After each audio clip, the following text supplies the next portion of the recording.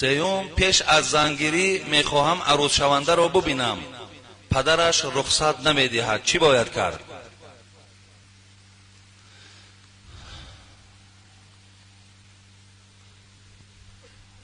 در شریعت دادرای عزیز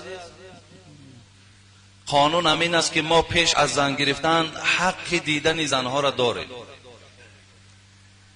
یعنی پیش از آنه که شما هر کسی را که برای خود عروس انتخاب میکنین، با او زندگی میخواهین برپا کنین، شما حق دیدن اونها را پیش از نکاح دارین.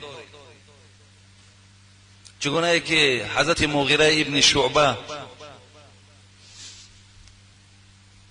میگوید به خانه آمدم، گفتم که دختری تو برای من بسیار بسیار معقول است، من همین را به زنی میخواهم گیرم. قبلا که با پیامبر صحبت داشتم در این باره، گفت را ببین. بعدا میگه پدر و مادرش رخصت ندادن که من دختری اونها را ببینم، ولی از داخل میگه آن دختر که صدای مرا میشنید که من با اونها میگفتم آخر من نزد پیامبر بودم، پیامبر مرا روان کرد، گو را دخترشون را ببین، اگر معقول شود باید در نکاح تو درآرن. میگه این دختر از داخل برآمد و گفت تو را پیامبر روان کرد؟ گو مرا پیامبر روان کرد. گو تو میخواهی مرا ببینی؟ گو میخواهم ببینم.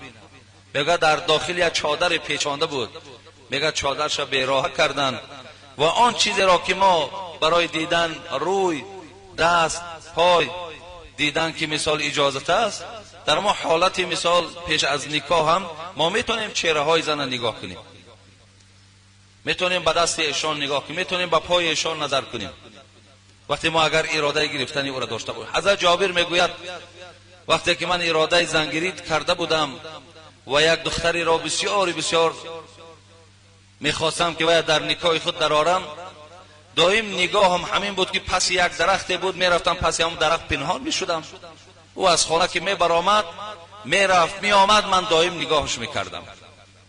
یعنی ببینین همون حرکت های صحابه پیامبر هم دلالت بر این میکند که نظر کردن او البته جایز است، درست است.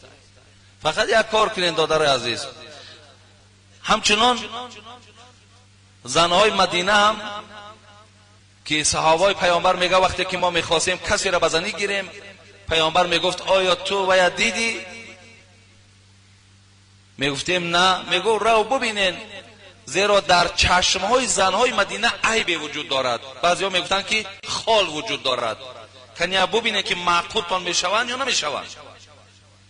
این اینا دلالت بر چی میکنن؟ دلالت بر این میکنن که دیدنی عروس شونده پیش از نکاح جایز است. و همچنان همون که همون عروس شونده را دعوت کنین، مقصد در روز به فلان جا را بیا، او همراه محرمش باشد، خواه همراه خواهرش، خواه همراه برادرش، خواه همراه پدرش، خواه همراه مادرش، به فلان جا را می آید، شما در اونجا باید نظر بکنید. یا شما میتونید در خانهش در حضور همون محرماش شما مثال از این زنها، از نگاه این زنها استفاده برید. حتی شما حق گپ زدن هم دارین. بسیاری از مکتوبایی که در دست ما میآیند ببینیم دختر ناریضا است یا بچه ناریضا است، یکدیگر را ندیدن، اگر در اونجا صحبت ها شود چندین دخترها را آوردن که حتی از بچه‌هایی که قبلا با اونها میگشتن 2 ماه و 3 ماه حامله دار بودن، که اونا آمده در ما بیان کردن که مثال ما همین دختر را گرفتیم، همین خیلی احوال های چیکار کنیم. ولی ببین اگر قبلا که با این یک ملاقات میشد، همون دختر هم همون شبه که همین جوان قطعی پدر مجبور که وقتی که به همین جوان میتید، همون شب مقصد جوان نزدیکی شیدن نمیماند، میگن من 3 ماه حامله دار از فلانی هم.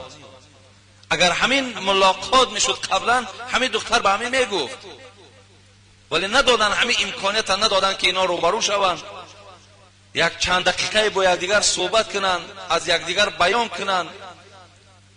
انا بعداً چی میشود؟